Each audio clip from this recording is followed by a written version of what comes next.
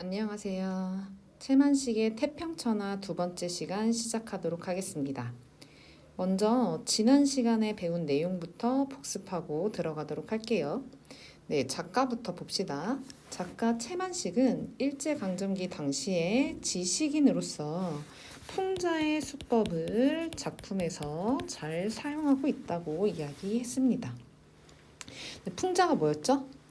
네, 풍자란 대상을 있는 그대로 묘사하지 않고 과장하거나 왜곡하거나 비꿈으로써 웃음을 유발하는 수법이었죠. 그 기저에는 대상을 부정적 그리고 비판적으로 바라보고자 하는 의도가 깔려 있다고 볼 수 있습니다. 이 작품 태평천하에서는 주로 비판의 대상이 누가 되나요? 네, 여기에서 윤직원 영감이 비판적으로 그려지고 있습니다. 윤직원 영감을 별명을 하나 붙이죠. 윤두껍이라고 이렇게 우스꽝스럽게 표현을 하기도 하고요. 뭐뭐 했습니다. 와 같은 경어체를 사용함으로써 독자와의 거리를 좁히면서 인물을 조롱하고 있죠. 또한 이러한 문체는 무슨 문체라고 했나요? 네, 판소리적 문체였죠. 마치 판소리의 안일이에서 창자가 자신의 의견을 덧붙이는 것처럼 뭘 드러내고 있냐면 편집자적 논평으로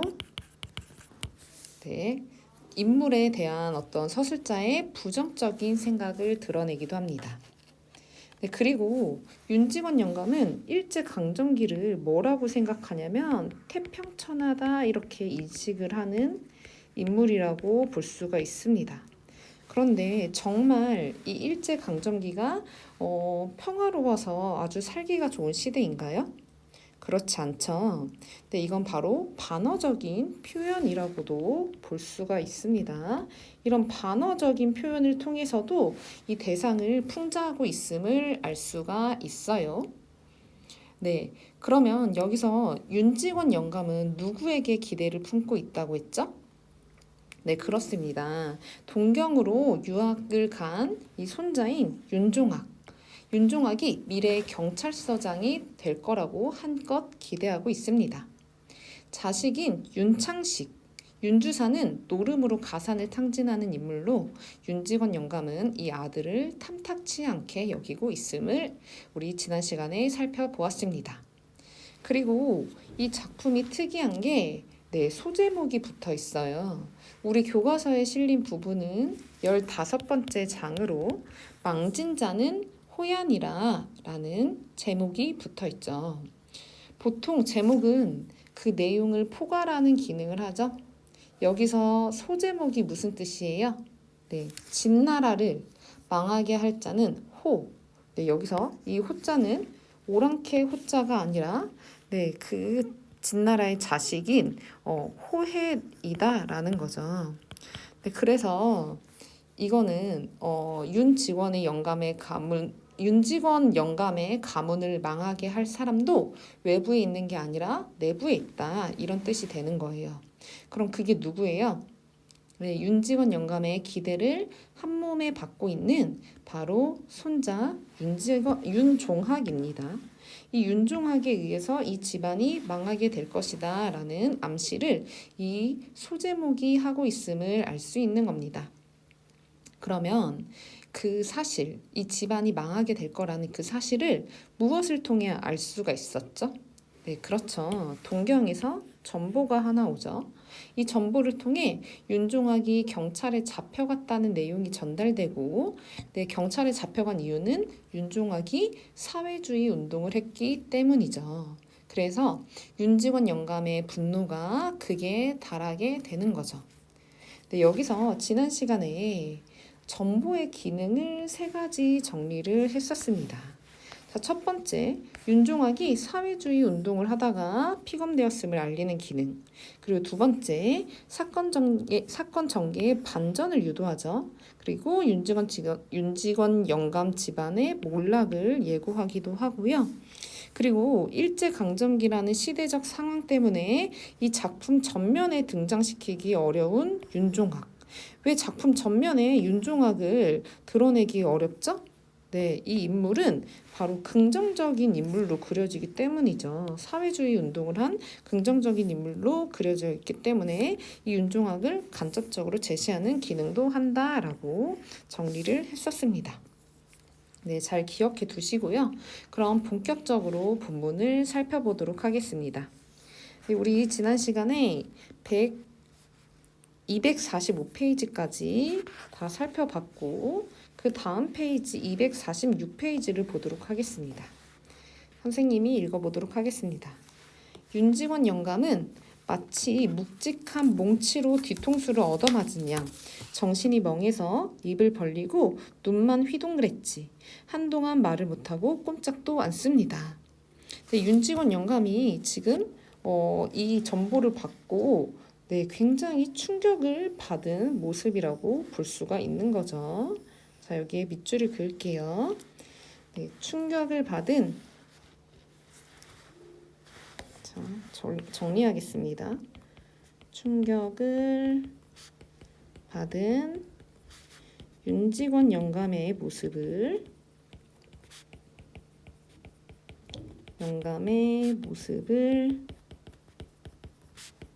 비유적으로 표현함. 마치 뭐뭐처럼 뭐뭐 얻어맞은 양 이렇게 이야기를 하고 있으니까요. 네, 그 다음에 계속 읽어보겠습니다. 그러다가 이윽고 으르렁거리면서 잔뜩 쪼글트리고 앉습니다. 거 웬 소리냐? 응? 응? 거 웬 소리여? 응? 응? 그놈 동무가 친 전보인가 본데 전보가 돼서 자세는 모르겠습니다. 윤주사는 조끼 호주머니에서 간밤에 그 전보를 꺼내어 부친한테 올립니다. 윤직원 영감은 채듯 전보를 받아 쓱 들여다보더니 커다랗게 읽습니다. 물론 원문은 일문이니까 몰라보고 윤주산의 서사 민서방이 번역한 그대로지요. 종학, 사상관계로, 경시청의 피검? 이라니 이게 무슨 소리다냐? 이렇게 읽었습니다. 자, 윤직원 영감은 전보를 일본어로 써 있는 전보는 또 잘 읽지 못하나 봐요. 그리고 자 여기에다가 좀 밑줄을 그을게요. 사상관계로 경시청에 피검되었다라는 내용이 여기에서 직접적으로 드러나게 되는 거죠. 여기에다 정리해서 쓰겠습니다. 윤종학이 사회주의 운동에 참여해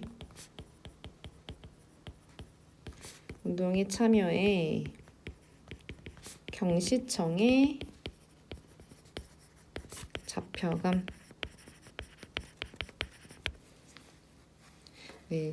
사상관계가 사회주의 사상 말하는 거죠. 계속 읽어볼게요. 종학이가 사상관계로 경시청에 붙잡혔다는 뜻일 테지요. 사상관계라니? 그놈이 사회주의에 참여를 아까보다 더 크게 외치면서 벌떡 뒤로 나동그라질 뻔하다가 겨우 몸을 가눕니다.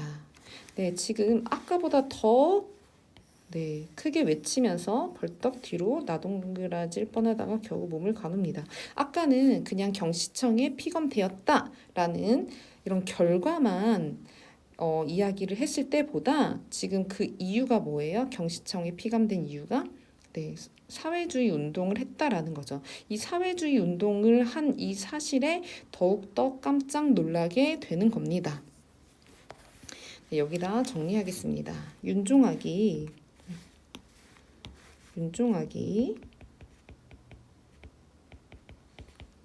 사회주의에 참여하여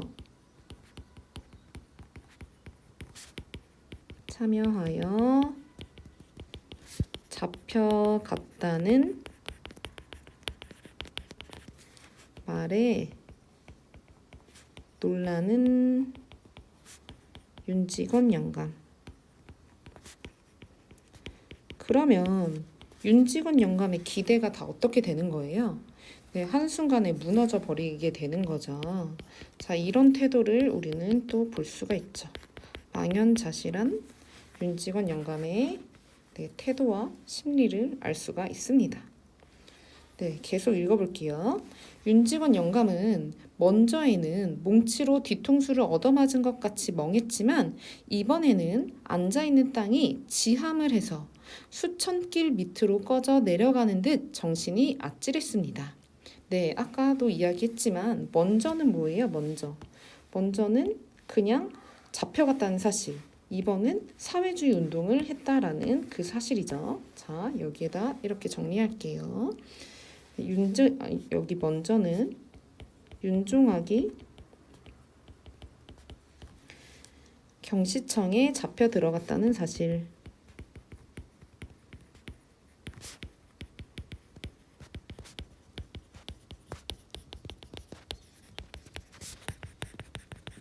2번에는 네, 사회주의 운동을 했다는 사실이죠.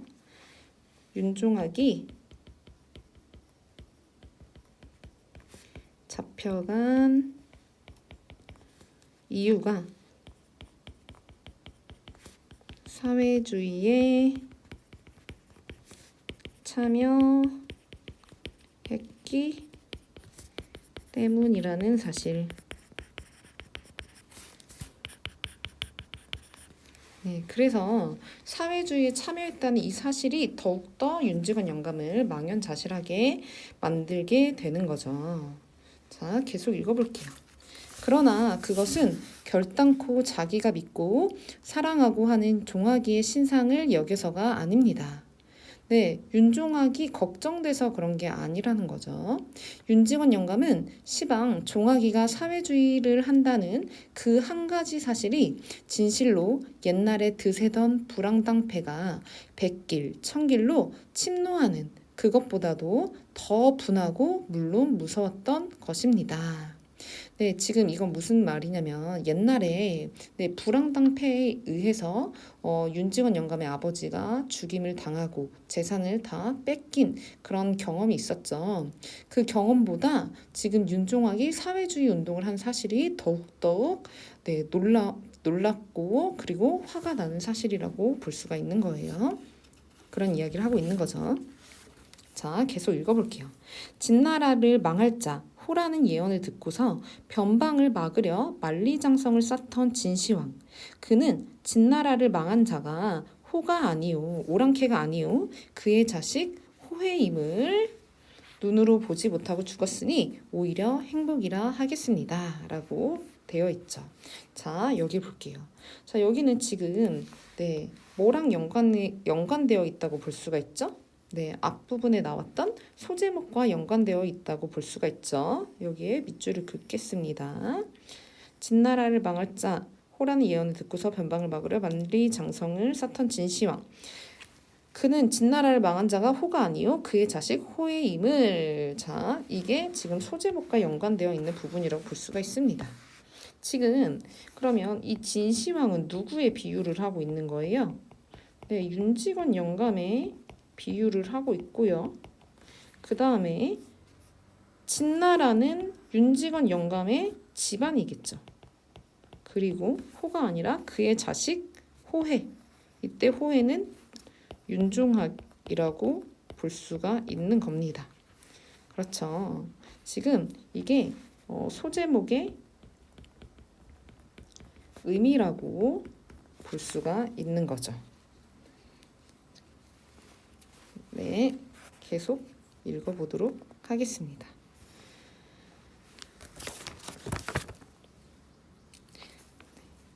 사회주의라니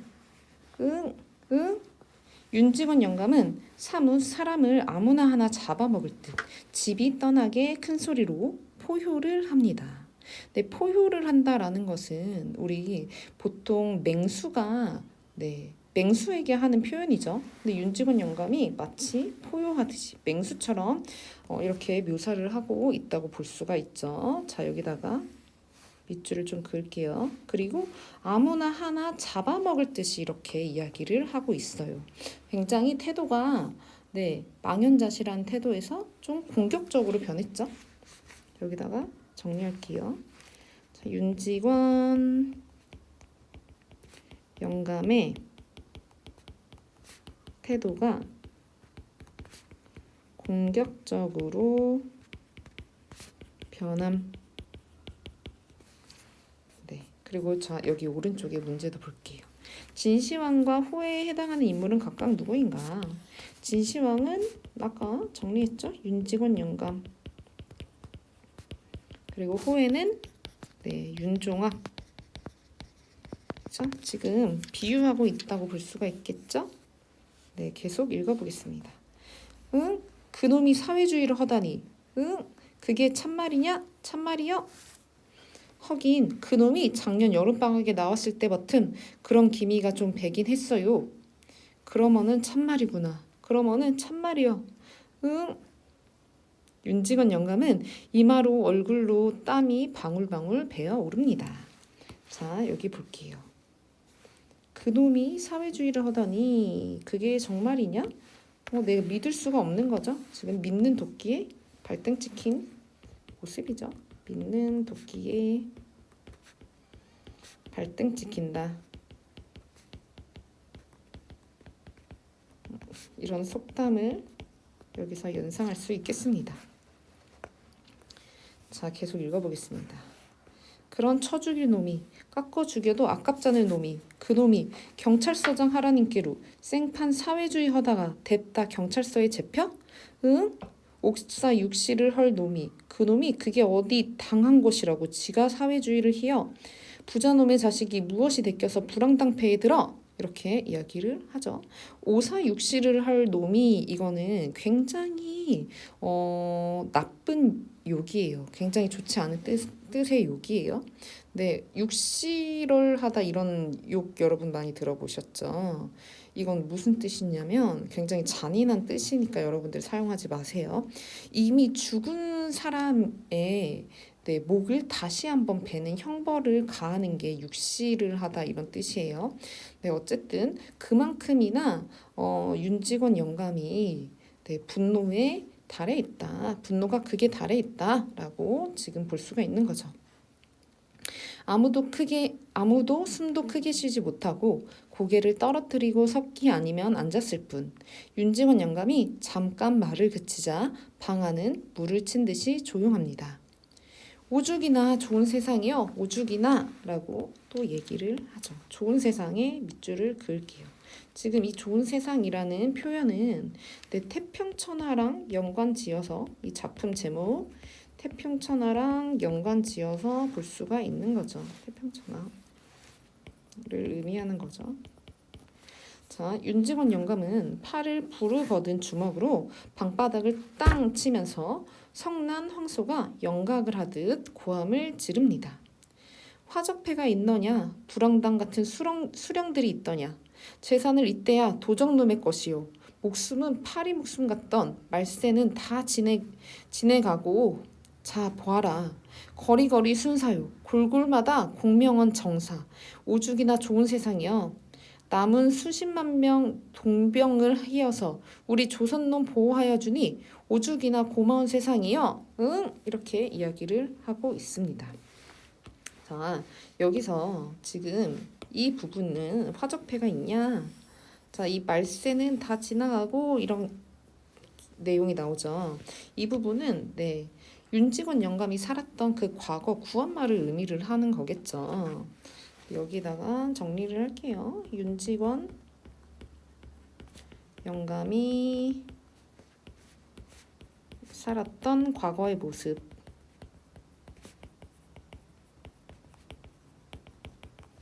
네, 이건 다 지나가고 네, 지금은 거리거리 순사가 있대요.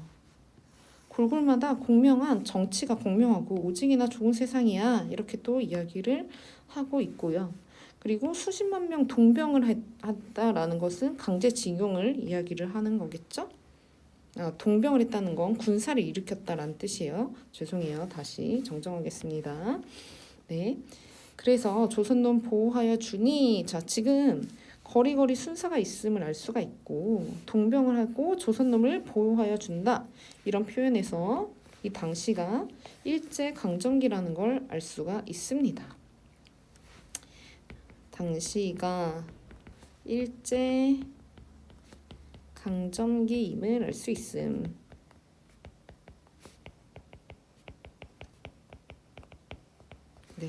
그 다음 계속 보겠습니다. 제것 지니고 앉아서 편안하게 살 태평세상. 이걸 태평천하라고 하는 것이요. 태평천하. 아이고.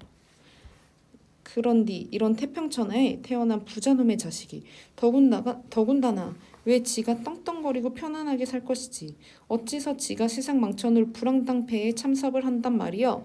응. 땅바닥을 치면서 벌떡 일어섭니다 라고 나와 있습니다. 지금 일제강점기를 아주 살기 좋고 고마운 세상이라고 인식을 하고 있죠. 근데 윤직원 영감의 아주 삐뚤어진 역사의식, 역사관이 드러나는 부분이라고 볼 수가 있겠습니다. 윤직원 영감의 가치관 동그라미 1번 삐뚤어진 역사의식을 드러내고 있죠. 자, 그리고 이런 태평천하에 태어난 이 부자놈의 자식이 왜 사회주의에 참여를 한단 말이냐 이렇게 얘기를 하고 있는 거죠. 자, 이 부분에 좀 밑줄을 그을게요.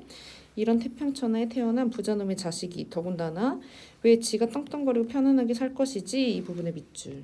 지금 나라가 식민지든 식민지가 아니든 간에 나만 혼자 잘 살면 된다라는 그런 이기적인 태도를 보이고 있음을 알 수가 있습니다. 여기다 정리할게요. 나라가 식민지 상황이건 말건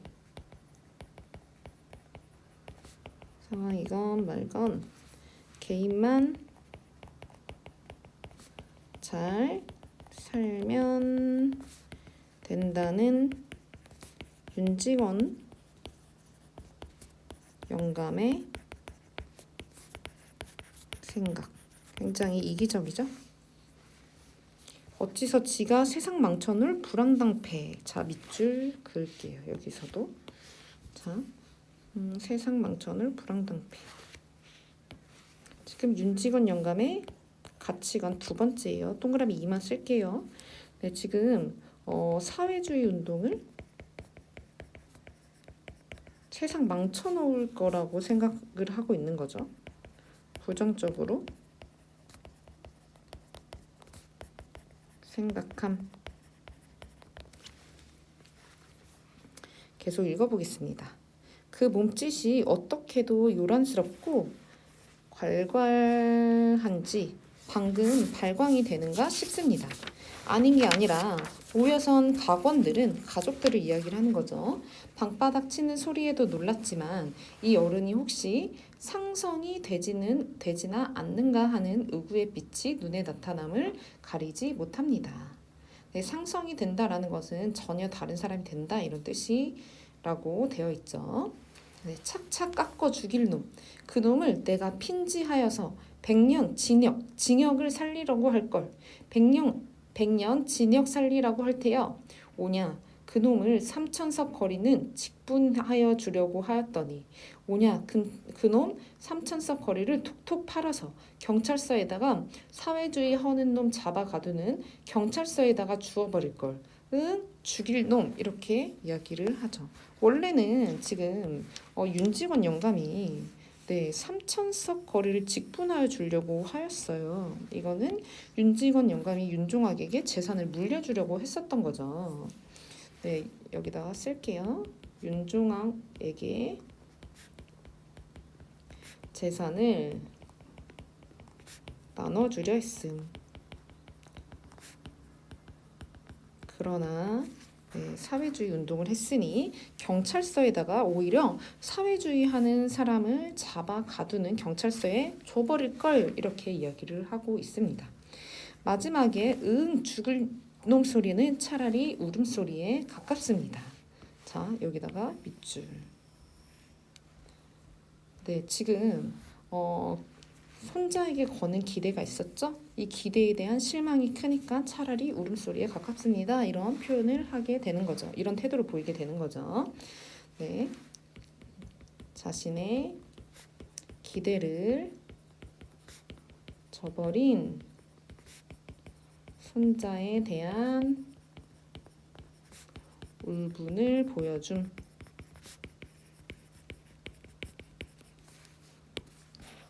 이태평천하에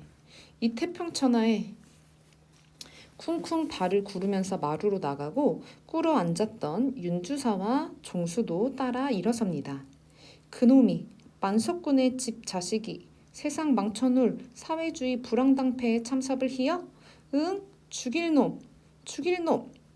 연해에 부르짖는 죽일 놈 소리가 차차로 사랑께로 멀리 사라집니다. 그러나 몹시 사나운 그 포효가 뒤에 처져 있는 가족들의 귀에는 어쩐지 암담한 여운이 스며들어 가득히 어두운 얼굴들을 면면상고 말할 바를 잊고 몸들 곳을 둘러보게 합니다. 마치 장수의 죽음을 만난 군졸들처럼. 이렇게 하면서 이 작품이 마무리가 됩니다. 자, 지금 이제 가족들이 어쩐지 이렇게 죽일 놈 하는 소리가 가족들의 귀에는 암담한 여운이 스며들었다. 그리고 장수의 죽음을 만난 것 같았다. 이렇게 되어 있죠. 이런 표현을 쓰고 있어요. 이런 표현은 앞으로 윤직원 영감의 기대가 완전 저버려지고 윤직원 영감의 가문이 더 이상 윤직원 영감의 뜻대로 그렇게 일어나지는 않을 거라는 그런 미래, 암담한 미래. 윤직원 영감에게 입장에 있어서는 암담한 미래를 지금 암시하고 있는 부분이라고 볼 수가 있습니다. 자, 여기다 정리할게요. 윤직원 영감 집안의 붕괴, 암시. 이때 집안이 붕괴됐다라는 건 윤직원 영감의 입장에서 봐야 되겠죠. 그리고 장수의 죽음, 여기서도 장수는 윤직원 영감을 의미하는 겁니다. 윤직원 영감의 죽음은 몰락. 이렇게 이 작품이 마무리가 되었습니다. 이 작품은 윤직원 영감, 그리고 윤창식, 그리고 윤종학의 3대의 가족사를 보여줌을 통해서 이 당시 일제강점기를 살아가고 있는 인물들의 가치관을 아주 잘 보여주는 작품이라고 볼 수가 있고요. 그리고 풍자의 수법을 잘 사용하고 있다라는 거. 그리고 전보의 기능과 윤종학이 작품 전면에는 등장하지 않고 있음까지 좀 알아두시면 되겠고요. 지금부터 여러분들 학습지를 좀 준비를 해주세요. 학습지 꺼내서 학습지 보도록 하겠습니다. 다 준비가 되었죠, 학습지. 그럼 먼저 전체 구성 보도록 할게요. 발단, 전개, 위기, 절정, 결말. 우리 교과서에는 이 절정과 결말 부분이 실려 있고요. 자, 먼저 발단부터 보도록 하겠습니다. 윤직원 영감은 인력거를 타고 와서는 그 값을 깎으려 하고 나이 어린 기생을 데리고 다니면서도 인색하게만 구는 인물이고요. 그리고 윤직원 영감은 자신의 아버지가 구원말 시절에 화적들의 습격을 받았던 집안의 내력을 가슴에 안고 그래서 일제의 권력과 결탁해 돈을 모으려고 합니다.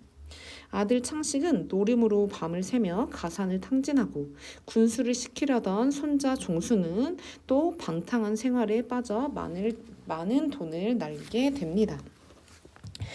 자, 그 다음에 윤직원 영감은 마지막으로 기대를 걸고 있던 손자 윤종학이 사상관계로 경시청에 피검되었다는 그런 정보를 받게 되고요. 윤직원 영감은 윤종학이 사회주의 운동을 하는지 이해할 수 없다며 분노하죠. 자, 여기 빈칸은 사회주의라고 쓰시면 되겠습니다. 그리고 우리 교과서에 있는 학습 활동이 여기 학습지에 다 실려 있으니까 이 학습지로만 정리하도록 하겠습니다. 자, 1번. 이 작품에 등장하는 인물들의 관계와 특징을 파악하여 정리해보자. 1대, 2대, 3대 이 가족들이 나오죠. 자, 1대는 윤직원 영감이 나옵니다. 윤직원 영감의 본명은 윤두섭이라는 사람이에요. 서울의 대지주이지만 구두쇠이고요. 돈이 많지만 아주 네, 구두쇠 아끼는 사람이죠. 그리고 아버지 윤용규가 화적에게 죽음을 당한 경험이 있으며, 네, 일본인들이 불안당을 막아준다고 생각하는 인물이죠. 그래서 사회주의가 가진 자의 것을 빼앗아 평등한 세상을 만들려는 것이므로 불안당패보다 더 나쁜 것이라고 생각하는 그런 인물입니다. 그 다음에 윤창식 보도록 하겠습니다. 윤창식은 윤직원 영감의 아들이자 윤종수와 윤종학의 아버지고요. 노름으로 가산을 탕진하여서 윤직원 영감에게 신임을 얻지 못하고 있다고 볼 수가 있겠죠. 그리고 3대 윤창식의 아들이자 윤직원 영감의 손자들이 나옵니다. 먼저 윤종수는 군수가 되기를 바라고 있었죠. 그렇지만 방탕한 생활을 하는 인물이고요. 그리고 여기서 윤직원 영감의 기대를 받고 있는 인물이 누구였죠? 그렇죠. 윤종학이었죠. 일본에 유학 중이며 사회주의 운동에 참여하다가 피감되었고요. 그렇지만 윤직원 영감이 이 기대를 피감된 이후로 실망으로 바꿔놓는 인물이라고도 볼 수가 있겠습니다. 다음 페이지 볼게요. 자, 등장인물의 대조적 형상화. 이 등장인물을 크게 부정적인 인물과 긍정적인 인물로 두 부분으로 나누어서 설명을 할 수가 있습니다. 여기서 부정적인 인물로 그려진 사람은 크게 누구예요? 윤직원 영감과 아들 윤창식 그리고 윤종수가 모두 다 풍자와 비판의 대상이라고 볼 수가 있습니다. 왜냐하면 도덕적으로 타락했기 때문이죠. 그리고 여기서 유일하게 긍정적으로 그려지는 인물이 누구죠? 윤종학이죠. 윤종학은 작품 속에 실제로 등장하지 않고 있고요. 일제강점기 현실에 구조적 문제를 해결하기 위해 사회주의 운동에 참여한 긍정적인 인물이라고 볼 수가 있습니다. 자, 그 다음 2번 보도록 할게요. 현실에 대한 윤직원 영감의 인식을 찾아보고 이러한 인물을 표현한 작가의 의도를 살펴봅시다. 윤직원 영감이 인식하는 현실의 모습은 뭐였죠? 윤직원 영감은 현실을 뭐라고 생각해요? 태평천하라고 생각을 하게 되는 거죠. 자, 왜 그러냐면 구원말 화적패와 같은 불안당 같은 수령이 없고요. 그리고 이것에 누구의 치안 유지와 공평한 정책 실시로 안정된 생활이 가능하다고 생각을 하고 있나요? 일제죠, 일제. 일제의 치안 유지와 공평한 정책 실시로 안정된 생활이 가능하다라고 생각을 하고 있고, 일제가 군사 징병 정책으로 우리나라를 외세로부터 보호한다라는 생각을 가지고 있습니다. 그래서 지금 일제강점기 시기를 긍정적으로 태평천하라고 인식을 하게 되는 거죠. 자, 그러면 2번으로 넘어갈게요. 윤직원 영감이 인식하는 현실과 작품 창작 당시의 현실 간의 차이를 파악해보고 이를 통해 작가가 의도한 것이 무엇인지 생각해 봅시다. 이 작품은 언제 발표됐냐면 1930년대 후반에 발표되었어요. 자, 1930년대 후반은 일제가 우리 민족 문화를 말살하고 우리나라를 병참 기지화하여 인적, 물적 자원을 약탈하던 시기였습니다. 이로 인해 우리 민족이 겪은 심리적, 물리적 고통은 매우 극심했습니다. 그런데 윤직원 영감이 이런 시대를 뭐라고 인식한다? 태평천하라고 인식한다. 태평천하라고 인식하는 것은 그가 역사의식이 결여된 인물이며 친일파, 대지주로서 자신이 누리고 있는 것들에만 관심이 있음을 보여주는 것입니다. 자, 이걸 통해서 작가는 윤직원 영감을 통해 당시 반민족적, 반사회적, 친일적 성향을 지닌 사람들을 뭐 하고 있죠? 풍자하고 있죠? 비판하고 있어요. 풍자함과 동시에 식민치하의 바람직한 가치관과 현실 대응 방식이 무엇인가를 독자 스스로 생각해 보게끔 하는 의도가 깔려 있다라고 볼 수가 있습니다. 그 다음 3번으로 넘어가도록 할게요.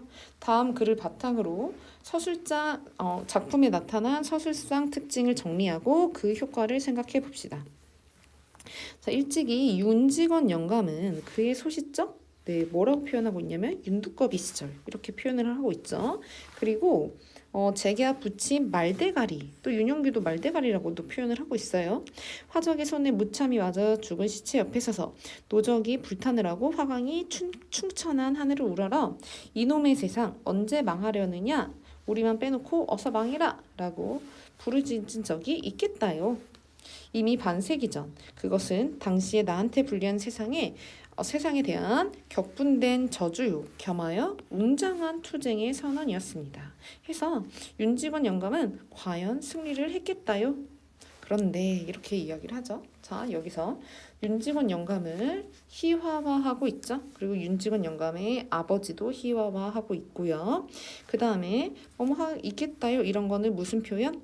판소리적 문체라고 볼 수가 있고요. 그리고 웅장한 투쟁, 정말 웅장한 투쟁이 아닌 거죠. 반어적인 표현도 사용을 하고 있습니다. 그리고 윤직원 영감은 과연 승리를 했겠다요? 라고 이야기를 하면서 편집자적 논평도 드러나고요. 그렇게 드러난다고 볼 수가 있습니다. 그래서 서술자에 뭐가 나타나냐면 편집자적 논평이 나타납니다. 그래서 서술자의 개입을 통해 작가의 의도대로 인물을 비판을 하고 있고요. 겠다요, 비읍니다 와 같은 어투를 사용을 하고 있죠. 자, 이 어투는 좀 높인 표현이죠. 경어체예요. 경어체 문장을 통해 판소리하는 창자처럼 독자와 가까운 위치에서 인물을 조롱하고 희화화, 우스꽝스럽게 표현을 하고 있습니다. 그리고 방언과 비속어를 사용을 하고 있고요. 상황을 반어적으로 표현을 하고 있죠. 대표적으로 웅장한 투쟁 혹은 태평천하 이런 게 있겠죠. 자, 방언, 비속어, 반어적 표현 등을 사용하여 대상을 희화하고 격하여 웃음을 유발함. 자, 이게 다 풍자와 관련된 수법이라고 볼 수가 있겠습니다. 자, 그리고 뒷장으로 넘기도록 하겠습니다. 자, 4번 이건 아까 했죠. 윤종학이 사회주의 운동을 하다가 피감되었음을 알리고 반전을 유도하고 집안의 몰락을 예고하고 있고요. 일제강점기라는 시대적 상황 때문에 작품 전면에 등장시키기 어려운 윤종학을 간접적으로 제시하고 있죠. 자, 이것은 전보입니다. 그 다음 5번 보도록 하겠습니다. 제목 태평천하의 의미. 작품에 반영된 시대는 언제예요? 그렇죠. 일제강점기죠. 자, 일제강점기는 일반 민중들에게는 견디기 힘들고 고통스러운 시기예요. 그렇지만 윤직원 영감은 살기 좋은 시기라고 이야기를 하고 있죠. 자, 태평천하라고 인식하고 있죠. 태평스럽고 평안한 시기라고 인식하고 있습니다. 잘못된 역사의식을 반어적으로 풍자를 하고 있죠. 태평천하야, 오죽이나 좋은 세상이요, 오죽이나 이런 표현을 하고 있죠. 정말 태평천하가 아닌데 태평천하로 이야기를 하고 있습니다. 자, 그 다음 6번 보겠습니다. 소제목 망진자는 호얀이라의 의미 봅시다. 진시황 때 도사였던 노생이 바다에 갔다가 괴이한 지도를 발견하여 왕에게 바쳤는데 거기에는 망진자는 호얀이라 라는 문장이 쓰여 있었다. 진시황은 이를 두려워하여 북쪽에 만리장성을 쌓아 오랑캐의 침입을 막으려고 했다. 그런데 진나라를 망하게 한 것은 오랑캐가 아니라 그의 아들인 호해였다라는 거죠. 윤직원 영감의 집안을 망하게 하는 것은 내부의 자손들로 특히 누구? 윤종학임을 암시하고 있죠. 이 소제목이 작품 사건 전개를 암시하는 기능을 한다라는 거까지 정리를 했습니다. 마지막으로 제재 개간을 보겠습니다. 갈래는 풍자 소설이에요. 그리고 1대, 2대, 3대가 등장하는 가족사 소설이기도 합니다. 그리고 비판적이고 풍자적이고 반어적인 성격을 가지고 있고요. 네, 전지적 작가 시점이 드러나게 되는 거죠. 배경은 1930년대 일제강점기, 그리고 공간적 배경은 서울이고요. 네, 주제 보도록 하겠습니다. 부조리한 사회 현실에 대한 비판을 하는데, 네, 풍자적으로 비판하죠. 풍자적 비판이라고 쓰시면 되겠습니다. 특징 볼게요. 희화화의 방식으로 인물에 대한 무엇의 효과? 풍자의 효과를 높이고요. 방언과 구어체 및 판소리 사설의 문체, 판소리 안일이의 문체를 사용하여 작품에 생동감을 부여하고 있습니다. 자, 감상 봅시다. 태평천하는 일제강점기 상황을 살기 좋은 시절이라고 믿는 윤직원 영감과 당대 사회의 모순을 비판한 풍자소설이다. 전체 15장으로 되어 있는 이 작품에는 각 장마다 제목이 붙어 있고 서술자는 뭐뭐뭐입니다 식의 경어체 문장을 통해 판소리하는 창자처럼 독자와 가까운 위치에서 인물을 조롱하고 희화화하고 있습니다. 또한 서술자가 작품에 개입함으로써 이런 걸 편집자적 논평이라고 하죠. 인물에 대한 작가의 생각과 판단이 보다 직접적으로 제시되고 있고요. 특히 이 작품에서 부정적인 인물일수록 희화적 풍자가 강해져요. 풍자의 대상이 되지 않는 인물은 둘째 손자인 윤종학뿐입니다. 이는 윤종학에 대한 작가의 긍정적 입장이 반영된 것이라고 볼 수가 있죠. 네, 여기까지 해서 우리 최만식의 태평천하를 다 살펴봤는데요. 네, 작품 정리 잘 하시고 오늘 강의도 고생하셨습니다.